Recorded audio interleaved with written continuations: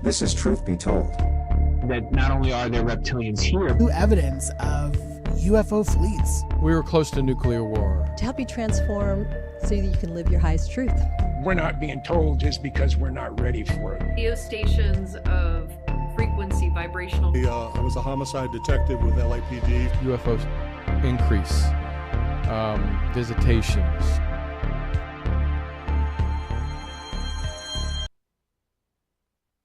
We all know that California is a state of diversity. Entertainment goes on here. We have mountains, we have deserts, we have the ocean, but we also have the unusual. And we're not talking about just the people, but in California we have UFO sightings, haunted places, Bigfoot experiences, and the list goes on and on. Well, today we have blogger Joe Parzanese talking all things weird California. On his website, there's so many different things that we could talk about, but today I think we're going to focus mostly on hauntings, monsters, legends, and who knows what we're going to talk about. So this should be a fun episode. We hope you enjoy. Maybe some of the destinations will be on your travel list. Well, I'm Tony Sweet with Truth Be Told. Please welcome to the Truth Be Told studios for the first time, blogger Joe Parzanese. There he is. He's on the coast. I am. I actually live in San Luis Obispo. Oh, there we go. Yeah, that's a beautiful area. Yeah, it's halfway between Los Angeles and San Francisco. Oh, the best of both worlds. You get the beauty and then also away from all the big cities. It's about 3.5 to 4 hours to each city. Yeah, that's great. Well, and I've been out here 20 years, and one thing about California, and I'm sure many states have their own stories, but California, there's so much things to do out here. You know, if you're a sun person, ocean person, mountain person, skier, but also people like me and a lot of the people in my chat rooms and subscribers and followers that we love the paranormal. And California has so many different places that you can visit that have had experiences from UFO sightings to hauntings to, like I said in the intro, Bigfoot experiences. And so first of all, are you originally from California? I am not. I'm actually originally from New Jersey. Oh, so you're a transplant like myself. I am. I got out here in the 90s, and I've been here ever since. So. Now, were you like me, somebody that was interested in the paranormal field before? I was. I actually was a subscriber to Weird New Jersey, that magazine that's there in the state. And that was probably one of my first experiences with a lot of the paranormal and weird things about New Jersey. So, and then I moved here and found that there was nothing like that here. Right. The closest we had was Richard Sennett publishing a bunch of books about various ghost stories, which were awesome. I was pretty young when I ran across his first book that discussed, the San Luis Obispo and Santa Barbara County area. Right. And I was just amazed, and I was disappointed that there wasn't a regular magazine like Weird New Jersey here.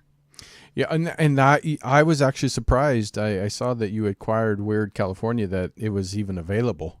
And I was I grabbed weirdca.com before that book came out, and it's an excellent book. They did a great job of it, and then eventually they just let go of their weirdcalifornia.com domain name, and so when they let it go, I grabbed it.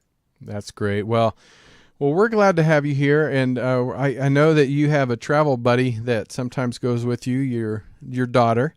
I do.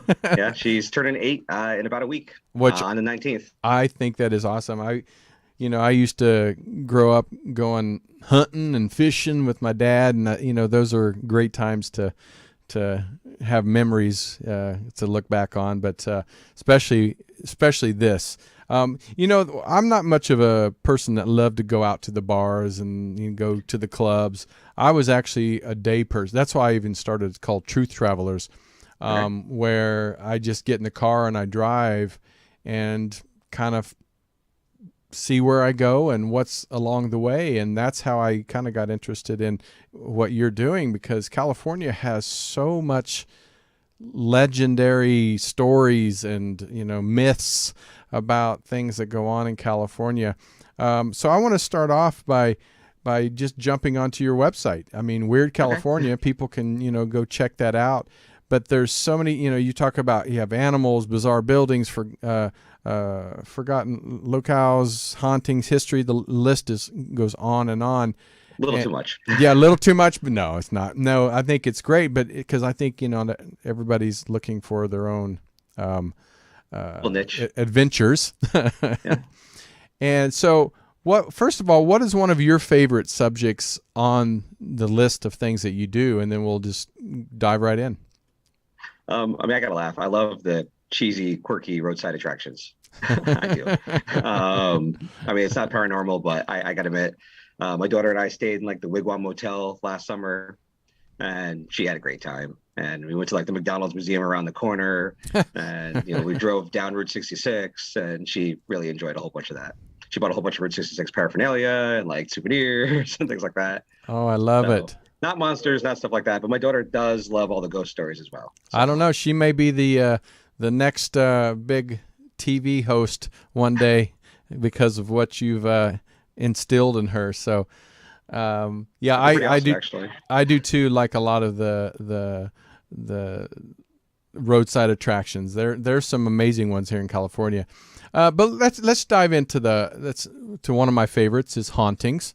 Many of my people that listen to my show know that I grew up in a house that I did see a ghost and of an old man, and so it's dear to my heart. My whole family would hear the old man. I was the only one that actually saw it. But so, what was one of your first places that you visited for your blog or your website? And then we'll get into some of the most bizarre places. I guess the first one that was a haunting was Adelaide Cemetery. It's over there by Paso Robles. It's a little to the west of Paso Robles, out in the vineyards, out in the wine country. There's a very old cemetery there, and it's haunted by the ghost of Charlotte Sitton. She committed suicide after several of her children died of diphtheria. And you can go there and find, her gravesite has been sadly damaged. The tombstone is missing now. There's just the bottom portion of it that's left, and you can't even see anything on it. Luckily, I have some pictures of the tombstone before it was destroyed. All right. You can also find some of the children too, because they have these tombstones with little lambs on top of them for the kids. And it's just a really old and very creepy cemetery. And every single time I go there, there's just weirdness around it. I've run across weird people hanging outside it. Oh, really? I have all sorts of stories to tell you. And then, I've just had interesting situations happen there, right? I've gone with some friends, and then other people I know just suddenly show up, and they're walking down the trail the wrong way, up spots where there's no trails and just stumbling along. It's just definitely an interesting place, and the entire vibe is weird. It doesn't help that there's mercury mines nearby, and there's Adelaide Cemetery right there. And what makes mercury mines? Yeah, what makes this particular Charlotte? What was she kind of her story? She shows up around midnight on most nights and will haunt the cemetery around midnight. She apparently puts flowers on her grave. There's also supposed to be some spooky ghosts there too that will terrorize people. There's a ghostly caretaker who hangs out in the caretaker shed, which is pretty much mostly empty and falling down.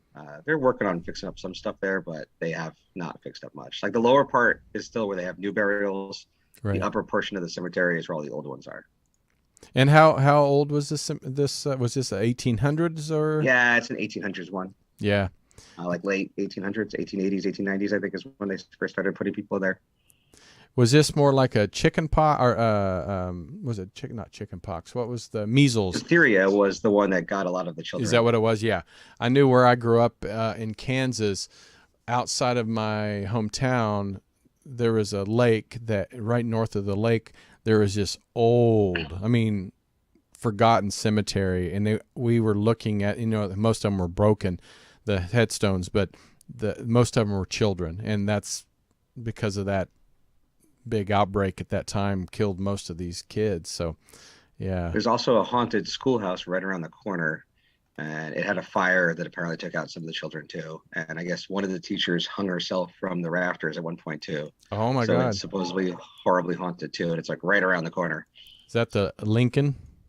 Yeah, the Adelaide Lincoln Schoolhouse. And so you said that the teacher hung herself, I guess. I'm curious when I hear stuff like there's the schoolhouse. I'm curious when I hear stuff like that. was this teacher the story of why she killed herself? Was she possessed? Was she being haunted? Was she being like, what was the reason? Did you? I believe, I haven't looked at my notes in a while, but I believe her husband left her. I think is what happened. It's one of those stories. Yeah. And I guess someone found her right as the children were arriving for the day. So the children found her. Yeah, I think some of the children did see her, is what the story goes on. Oh my gosh. So give us some other hauntings. Let's go into, well, I know here, I'm sure you've been to the bridge. Have you been to the Suicide Bridge in Pasadena? Yeah. Yeah, I mean, I understand why they put the suicide barriers up, but it's kind of a shame. It's a really pretty bridge. Yeah, it is. It's a beautiful bridge, and they put the fence, and it's not even a pretty fence. Nope, it's not at all. It's still a great bridge to drive over, though. Well, I heard, and you can tell me if I'm wrong. I remember interviewing a guy about this bridge, Suicide Bridge. I think maybe called something else, but a woman jumped off the bridge with her child, and the child survived, which I think landed in a tree or something like that. Yep, the child landed in a tree, yes. And so this woman, if I remember right, now haunts the bridge by looking for her child. She does, yes. That is one of the stories. So it's an interesting bridge. There's a lot of ghosts on the bridge and a lot of ghosts below the bridge. On top of that, the neighborhood also had a special slide that they had set up underneath the bridge too, where they go like sliding down on like cardboard and stuff like that. So there's a lot of graffiti in that area. The local neighborhood people from a few decades ago remember fondly sliding down it. Not at night, of course. Right. Well, what's one of the most haunted? Because I know the Suicide Bridge or Pasadena Suicide Bridge is one, but what are some other suicide or bridges that are haunted? Well, the Golden Gate, obviously. Which one is it? The Golden Gate obviously has the Golden Gate, in America. I think only the bridge in Japan beats it out. For a while, I think they were getting one suicide a month at least. Yeah, that one. It also has a ghost ship that sails underneath it and has been seen apparently by the Navy. Oh, really? Yeah. Why someone has actually, I think, jumped off that bridge twice. They did not survive the second time. Okay. I mean, come on, what's your chances if you survived it the first time? Yeah, it's really low the first time. It's not present. It's not pretty. They had at one point they were advertising like how many suicides were happening off of it. But then they stopped doing it when it would get high and get to like a special number. Right. Because people were trying to be that special number. There's even a story about a dog that literally ran across San Francisco to get to the bridge to jump off. And they tracked where the dog had gone before it jumped off. And it ran throughout like an entire neighborhood and across other bridges just to jump off this one. And other people have driven over like other bridges in the Bay Area that were taller than the Golden Gate, but they drove to the Golden Gate to jump off. I love it. All right, let's jump over to Felton, the covered bridge. Oh, that one, I'm not sure how haunted that one really is. There's some urban legends that says that it's haunted. I didn't really see much when I was there. My daughter loved running around. It looks cool, but spooky. It does. I mean, it's pretty cool. I don't know, maybe at night it'll be spookier, but I haven't heard any specific stories about it, just that it's haunted, but just random hauntings. No one's really specified what it is. Ghost stories are funny, right? Like everyone wants a ghost story, right? Right. I've read books about like certain ghost hunters. They go to like a place in like say like the Gold Rush area, and they're like checking out all the places, and they're like, the hotel I'm staying in is definitely not haunted, blah blah blah. And then 10 years down the road, I found another book written 10 years later by someone else. Now the hotel is now totally haunted, and I'm like, okay. So it makes you wonder how much of it's urban legends, how much of it is, experiences, how much is just people's active imagination. But yeah, the urban legends, like watching how urban legends grow is just fascinating. Like a lot of the more haunted locations will be where high school students party and drink, will be where campfire tales happen. Right. Yeah, I like I said, I haven't heard a lot about the bridges, just the one in Pasadena. But one thing that we usually do, we hear haunted houses and also hotels.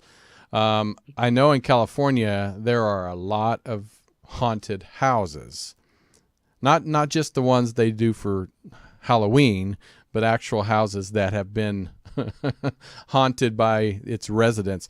So what was one of the first houses that you visited that really kind of even give you the creeps? Oh, there's one that's not on the website. It is a personal residence here in San Luis Obispo. It was built back in, I believe, 1897, somewhere between 1897 and 1901, somewhere around there. So it's one of those kind of Victorian style houses. I had some friends who lived in it.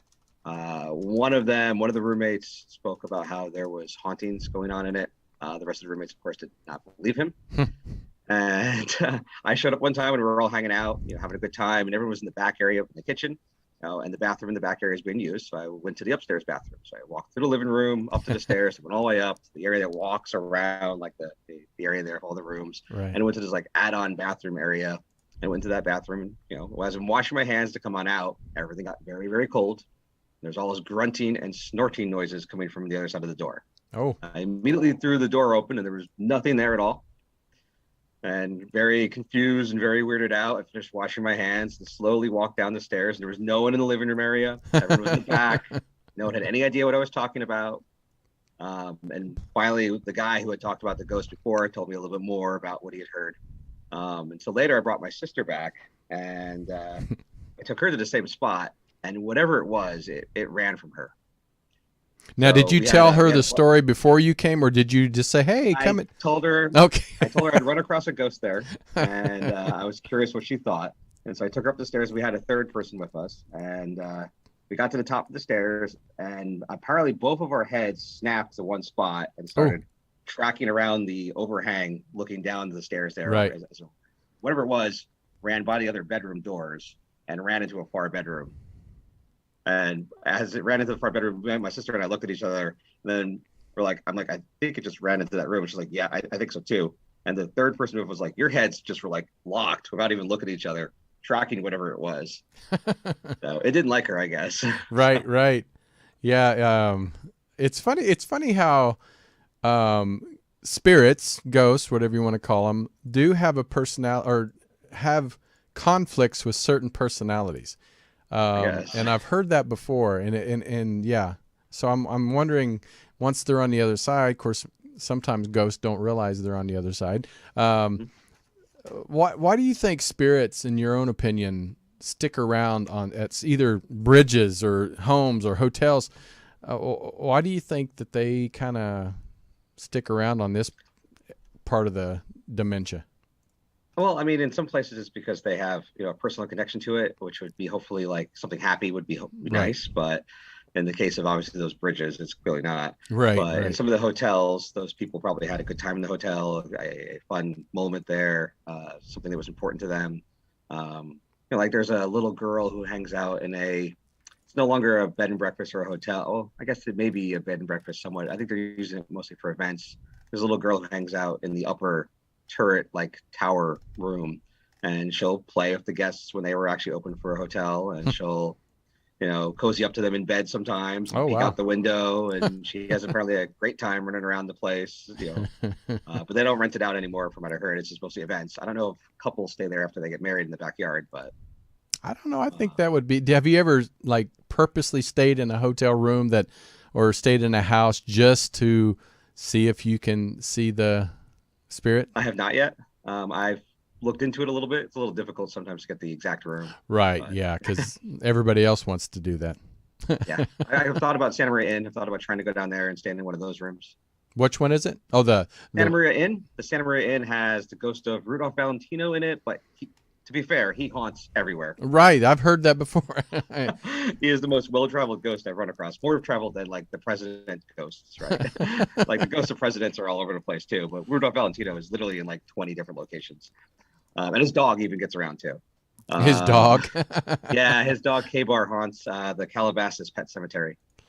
Will sniff your hand and will, bark at you and run around and lick you sometimes. Oh, how fun. Well, I have to go there just to get a good lick. Also for the Calabasas Pet Cemetery, you can find an old MGM lion buried there. Calabasas Cemetery? Yeah, they have an MGM lion. So there was a lot of MGM lions, and they're buried in a few different spots. There's definitely one buried in that cemetery. It's got a big, giant tombstone with a picture of the lion. I was looking for the... Yeah, I'll have to. What's it called? The Calabasas. The Calabasas Pet Cemetery. It's just a little bit north of LA. Pet Cemetery. Let me see if I can find a picture because I'm a visual person, so I like to see what they look like. Wow. So there's a lot of pet spirits. I'm sure sometimes maybe even human spirits come to visit their. Maybe. I have not heard any stories about human spirits there, and the main spirit is K-Bar, Rudolph Valentino's dog. Wow. So. Well, I would go there. I wouldn't mind getting good sniff or a lick or something. That'd be kind of cool. But you will find like some famous, acting dogs that are buried there. I think there's a horse buried there. Like I said, an MGM lion. Although there's a few other places with MGM lions buried. Well, one thing that's very close to us, because I'm based here in Burbank, and we're right across the street from Warner Brothers. We're right down the street from Hollywood Forever. Yep, Hollywood Forever's got a lot of. That one, I guarantee you, there's some ghosts that go through there. So, have you heard any stories of actors or any other people that have presented themselves at this cemetery? That one's got a bunch. Let me real quickly look it up for you. Let's see here. Give me one second. I'm so sorry. Oh, it's okay. And while we're waiting, anybody in the chat room, if you guys want to ask a question or even tell us some of the cemeteries that you have heard about in your area, it'd be great to hear about what's popular in your area for hauntings. So besides Rudolph Valentino in Paramount, he runs around the Paramount lot, and he also runs around the cemetery. He also has the Black Bride. She wears all black and apparently shows up in the business's grave often. So there's that there. But there's as far as ghosts, you have I think Virginia Rapp is there, Clifton Webb. I believe also one of Hearst's, like the woman who was dating Hearst is also a ghost there as well. I don't think Ben Siegel is not there, but Ben Siegel does haunt Virginia Hill's house, which is not too far away, and he also haunts the Flamingo. Oh, really? And Las Vegas. Ben Bugsy Siegel. Let me look him up. Was he a he's a mobster? A mobster. Yeah. Yeah. When you he's said the one Bugsy, that Mo Green is based off of in Godfather. Ben Siegel got shot through the eye in Virginia Hill's house. That was his girlfriend. And he now haunts Virginia Hill's house. I don't think he actually haunts the cemetery, but his gravesite's there. And he definitely haunts the Flamingo. Yep, there you go. There's he his definitely haunts mugshot. the Flamingo in Las Vegas. Yeah, when you said Bugsy, I'm like, oh, he must be a mobster. He hated that nickname, so I try not to use it. Right, you don't want him coming visiting you. All right, so we talked about houses, and I've even heard of haunted roads. I've always was curious. What's his name from? Oh gosh, the actor that James Dean. I was always curious if have you ever heard of his ghost where he crashed and died? Yes, that's on 46, where 46 meets 41. So there's a lot of James Dean stuff to actually kind of see along that road.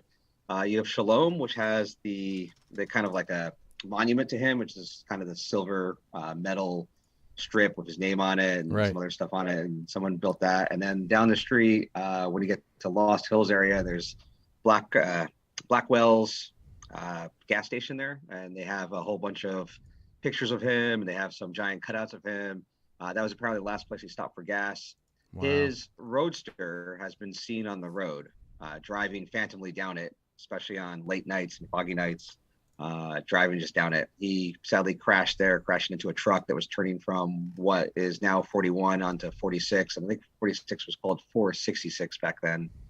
Apparently parts of the car that he was driving were kind of cannibalized, I guess, and utilized in other cars. And apparently every car that it was used in had horrible accidents. Oh, really? He said, "You ain't touching my car." Yeah, as you can see in the picture. Yeah, as you can see in the picture, there wasn't much left. No. At all. I can see why he did not make it on that one. And that was one of the, I think in California especially, one of the bigger crashes that Hollywood's has, kind of a legend that kept going and going and going. his sunglasses, his goggles that he had when he was driving that car were found by someone. And after decades, they actually did turn them over to Blackwell's Corner. So if you go to Blackwell's Corner there in Lost Hills, you can actually see those sunglasses on display back by the bathrooms. Oh, really? Or were they broken, or did they stay intact? No, they survived. Wow. Yeah. That's pretty interesting. I'd figure that after that crash, that would have been pretty intense. Well, let's see.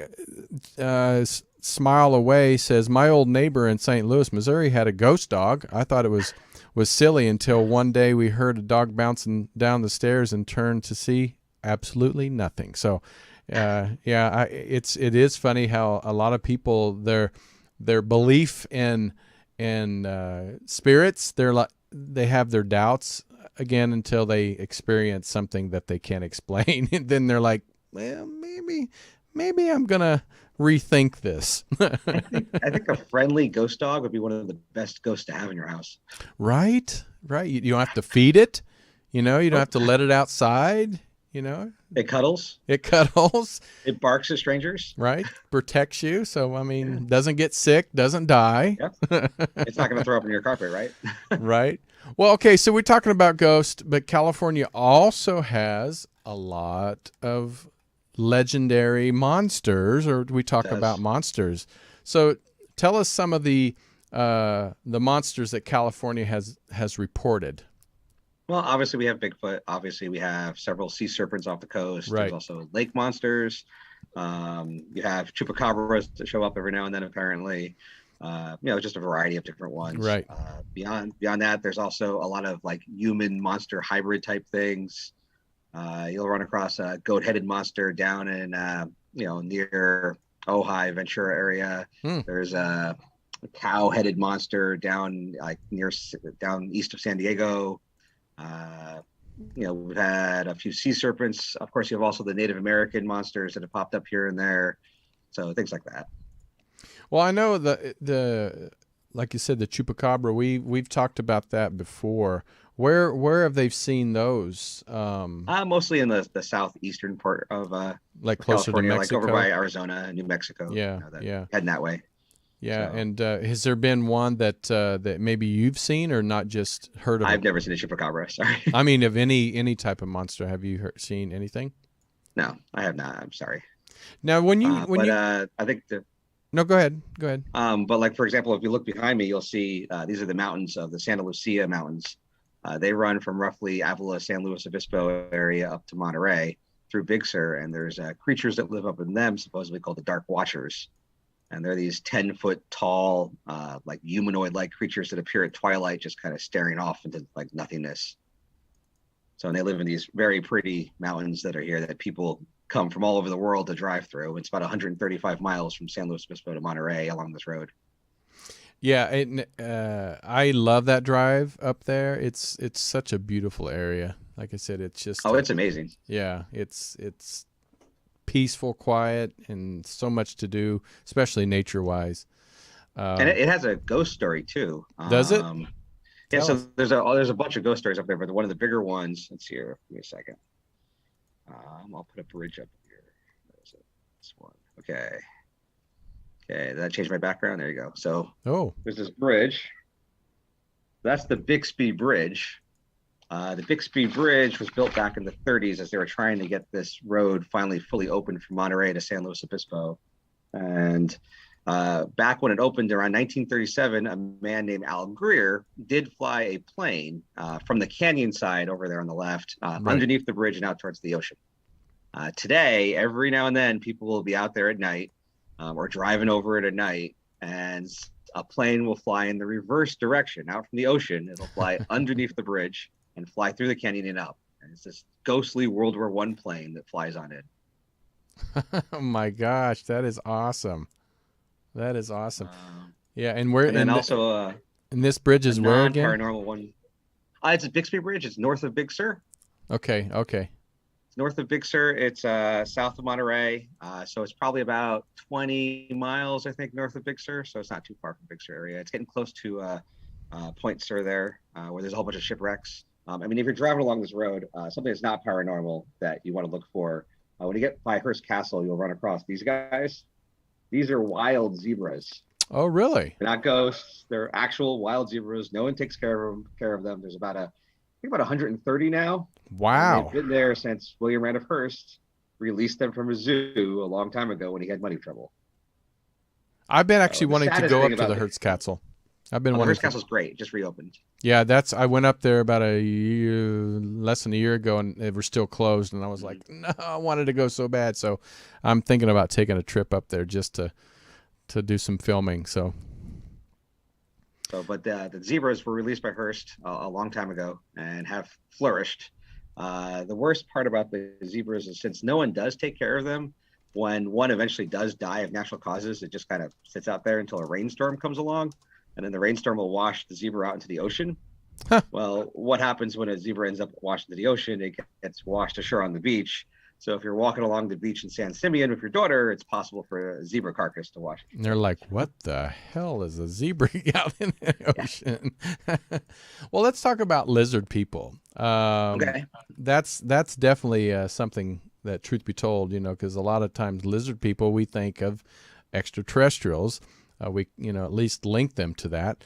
What has your research shown, and where have they been seen?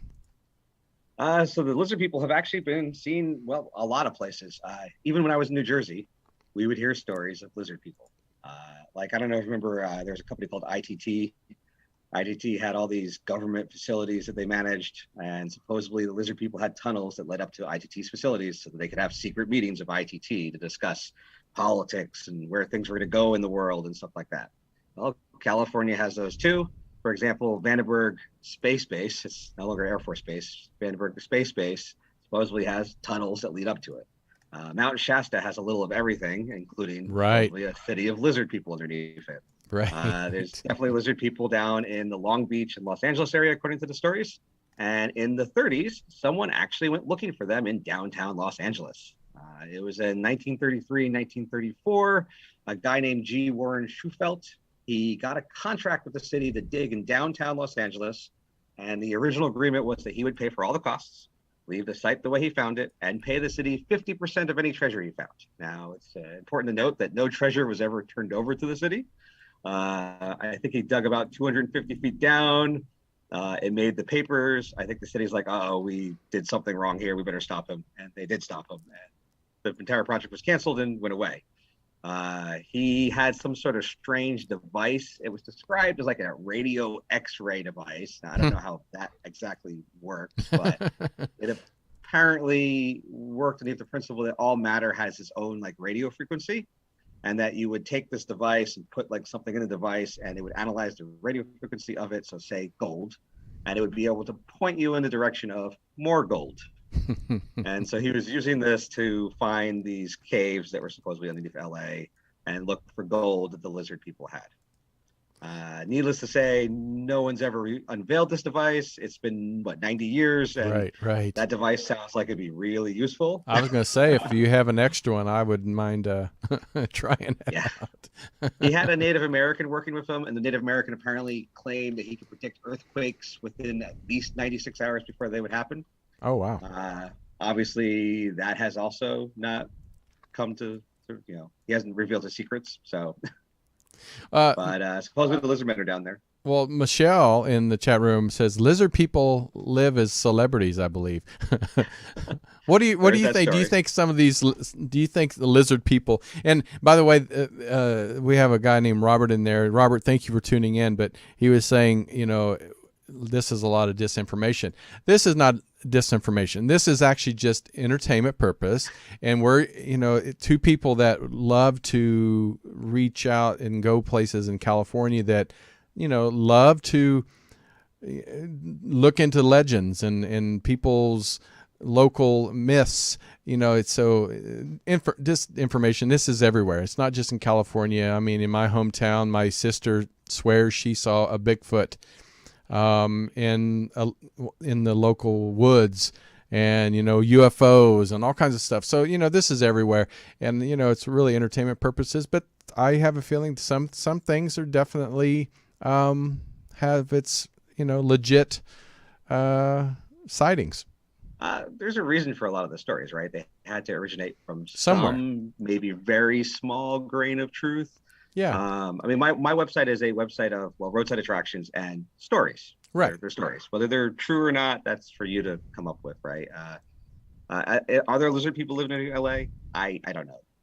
But the city did come into a contract of a guy who did in the 30s dig in downtown LA to look for gold. I heard that. Yeah. I remember I've heard that before, actually. Yeah. Underneath. So I don't know if lizard people are living underneath Mount Shasta or if they're talking to the top military brass of Vandenberg Space Force Base. But those are the urban legends, at least. Can you talk about John Steinbeck a little bit? About the Dark Watchers. How does that connection? So a lot of what people have heard about the Dark Watchers come from, surprisingly, fiction writers. So one was Robinson Jeffers, who wrote a poem called "Such Counsels You Gave to Me," and he actually does reference the Dark Watchers and describes them in it. And John Steinbeck also describes them in a short story called "Flight." Robinson Jeffers, in the poem "Such Counsels You Gave to Me," he goes, "You thought it might be one of the Watchers, who are often seen in this length of coast range, forms that look human to human eyes, but certainly are not human. They come from behind ridges to watch. He was not surprised when the figure turning toward him in the quiet twilight showed his own face. Then it melted and merged into the shadows beyond it." And then John Steinbeck continues in a story called "Flight," where there's a teenage boy who is forced to flee into the Santa Lucia Mountains to hide. His mom tells him to avoid the Dark Watchers, saying, "When thou comest to the high mountains, if thou seest any of the dark watching men, go not near to them, nor try to speak to them." And then the character actually does run across one. He looked up to the top of the next dry, withered ridge. He saw a dark form against the sky, a man's figure standing on top of a rock, and he glanced away quickly, not to appear curious. When a moment later he looked up again, the figure was gone. Wow. John Steinbeck's mom was a big believer in the Dark Watchers, and she, according to the stories, left out, fruits and flowers and, nuts for the Dark Watchers all the time. And apparently a lot of people in the Big Sur area and Monterey area do believe in them as well. There's people there who believe in them, apparently. So. Yeah, and one thing that I went, and this is off to the next subject because I can't believe time's going so damn fast, but one of my favorite places to go is Lake Tahoe. Okay. Tahoe-Tessie. Tahoe Tessie, and I'll show a quick picture. If you haven't been to Tahoe, it is one of the most majestic, beautiful lakes and areas there is. It's almost like a heaven on earth when you go up to the top of the mountain on the ski lift, which scares the hell out of me because I'm scared of heights. But so I've heard about Tessie, but I don't know much about Tessie. So could you tell our audience about when was the last sighting? Has it been a while? And what is Tessie? Is it like the Loch Ness Monster? So it's basically the Loch Ness Monster. It's California's Loch Ness Monster. And we have a few of them. It's not just Tessie. There's also Elsie down in Lake Elsinore. And then there's a few other ones that have like slightly different non-Loch Ness style monsters. But, what Tahoe Tessie is, if it's actually a plesiosaur or a dinosaur hanging out in the lake, I don't know. But she has been there a long time. Supposedly Native Americans apparently were rumored to have run across her. Supposedly Jacques Cousteau apparently ran across her in the 70s. I don't know how true that is or if that's just internet lore. She's been there a while and she's supposed to be a plesiosaur. They love her. They talk about her a lot, I think, up in Tahoe. So I would too. I mean, yeah, she earned her right. Also, the island there's only one island in Lake Tahoe, and it's called Finette Island, and it's rumored by the ghost of a hermit named Captain Dick Barter. So he's hanging out there. Barter? Captain Dick Barter, yeah. It's an island of an old tea house on it. I think a rich person who owns one of the big giant houses there, or used to back in the day, built a tea house on the island and would hold tea up there. And I guess the location is haunted by an old crotchety, ghost of some sort. Is that the hermit? Yeah. I think actually, I actually have been there because there's a little it's a little grove, And then you can go down there and like lay on the beach. I think so, yeah. Yeah, and I think I did go down there. Yeah, because I remember there was a house there, and we didn't go through the house, but there's an island out there, and you could swim out there, or you can boat out there and go on the island. So, water is cold, just in case you want to go. and deep, I hear too. I hear the lake is pretty deep. All right, so we have about 10 minutes left. So one thing that, truth be told, we talk a lot about is UFOs. And the Battle of Los Angeles, of course, is a legend when it comes to, during the World War II era. Can you talk about that? Sure. This was shortly after Pearl Harbor happened. It happened on February 25th, 1942. And an important side note, I think 2 days earlier on February 23rd, 1942, Santa Barbara, Goleta, just north of Santa Barbara, was bombed by a Japanese submarine. They bombed Elwood oil field and blew up a bunch of stuff there. They didn't cause too much damage, but they had just bombed Santa Barbara, Goleta, right before this incident. And in the morning of February 25th, 1942, at about 2:15 in the morning, radar detected an object flying, roughly 120 miles or so off the coast of LA, and the air sirens immediately started, blaring, and the entire city was ordered into to go all black, and so everyone had to turn their lights off. But luckily, most people were sleeping anyway.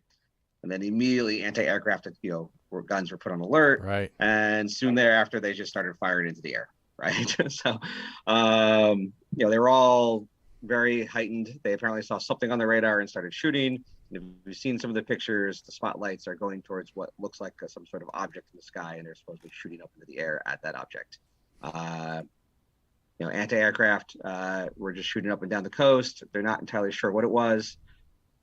Since then, Japan has, of course, stated that they were nowhere in the area. So that has led UFOologists to believe that it was some sort of UFO that came to the area, and that's what we were shooting at. And we bombed the hell out of it. We did. Let's see here. I think I'm trying to find it. Where is it? There's a lot of rounds were launched into the air. I mean, a lot. They just kept firing for quite a while. Looks like fire continued from, it looks like 3:16 in the morning to about 4:14 in the morning is when they got the all clear. And the blackout was finally lifted at 7:21 in the morning. So yeah, but there's a bunch of theories about what they were shooting at. The radar sites believe it was some sort of Japanese aircraft or a Japanese squadron of airplanes, but it's not really possible. They couldn't reach LA at the time. And since then, they believe that it's now a UFO of some sort. What probably actually happened, though, was probably less weird. From what I've heard, is one of the sites was testing their radar, and they were taking helium balloons and painting them with lead-based paint and using that to, have them show up on the radar. And They think a few of the balloons got away, drifted down the coast, and came into another radar site, which picked them up and thought something was attacking and started putting everyone on alert. So it could be as simple as just an escaped balloon with lead paint on it, right? Or it could have been a UFO in the air. Well, it's a better story with the UFO. It is. It's a much better story. Yes. But this caused a lot of problems. For example, soon after that, we ended up having, all of the Japanese Americans started getting rounded up and tossed into our form of camps, right? So America's paranoia and fear for the war rapidly escalated to where politicians had to start taking action. Right. So, right. It had some horrible repercussions, unfortunately. That is true. Yeah, we'd definitely. That was a dark time in the U.S. history when on our side, on our end. Well, we just have a few minutes. So before we go, give us some of the missing treasures and just some of the more fun facts. We don't have to do anything paranormal at this last couple. I just want to give some people that might be coming to California or even live in California that have never heard of or something fun to do on a weekend. What would be a couple things that people might want to check out? Well, Winchester Mystery House is always fun if you're looking for paranormal.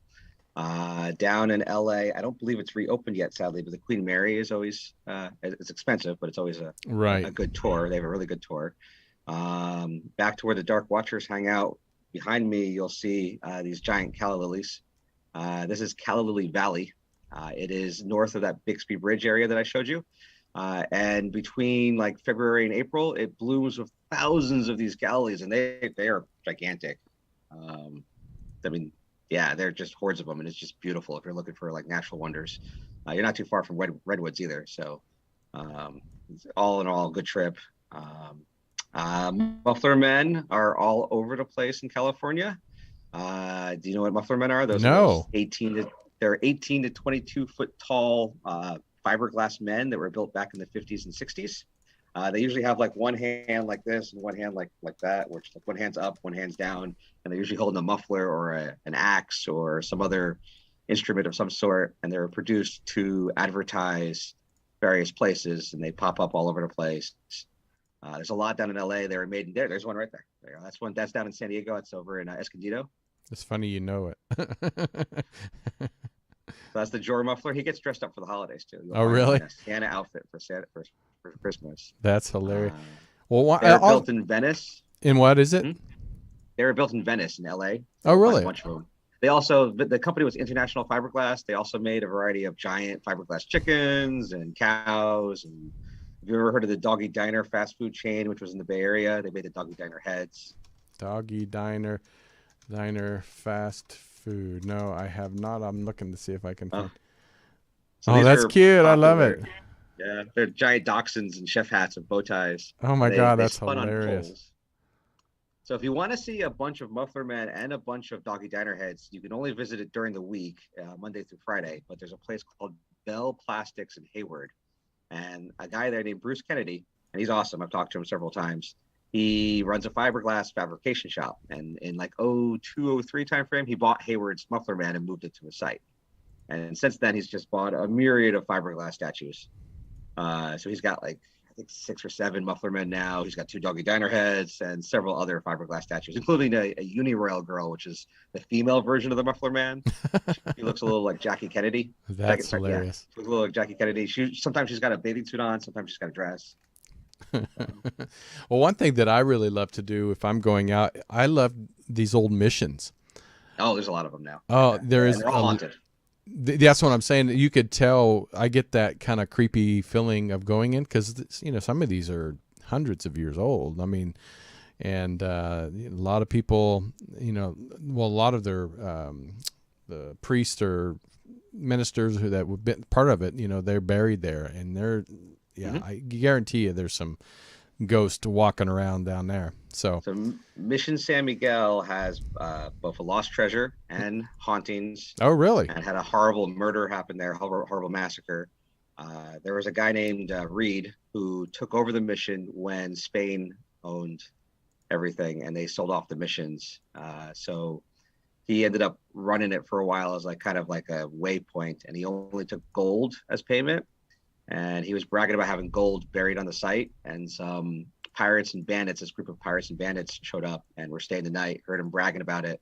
They left in the morning, but then decided otherwise, and came back and killed everyone who was there. And I think it was 11 or 13 people were killed, and they didn't find the gold. And then they had to flee, and a posse was sent out, and they were all hunted down. Some were shot, some jumped off cliffs to get away and died when they crashed into the ocean. And some were caught and then eventually hung. So, wow. Supposedly the ghosts of the people who were killed still hang out there. You can actually go to the room They're where... pissed. Yeah. There's also ghost monks there too. So, if you want your ghost monks, they're still there also. So you got everything at this mission. That sounds like a Vegas show. It is, yeah. It's actually a really cool mission though. It's nice. It got hurt by an earthquake back in the early 2000s, but they spent a bunch of money to fix it up. And it's a neat mission. It's a pretty one. Well, I think we're gonna have to do a Truth Be Told or Truth Traveler. We'll have to get together and we'll have to go to a couple of these sites and sure, and share it with the audience. So, but well, thank you so much, and everybody that wants more information, go to here. I'm gonna put it in the chat room. Weird California. You can just check it out. There's tons of information on there about all kinds of stuff about California and interesting sites and destinations that you may not ever see on a travel brochure.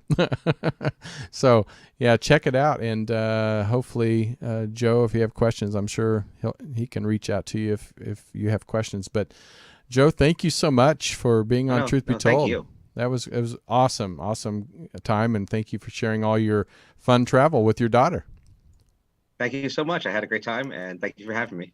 Of course, and thank you everybody again for being part of Truth Be Told, being in the chat room. We had a great crew today, and everybody's saying it's an awesome show today, so thank you for joining us. Make sure you tune in on Mondays at 3 o'clock Pacific time for Minuteman Report with Robert Hensley, and then on Wednesday at 3 o'clock with Bonnie Burkert.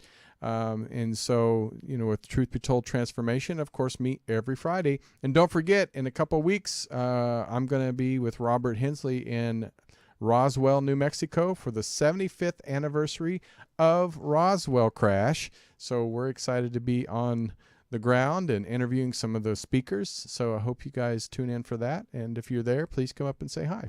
But until next time, I'm Tony Sweet. We'll take care and see you next Friday. Bye.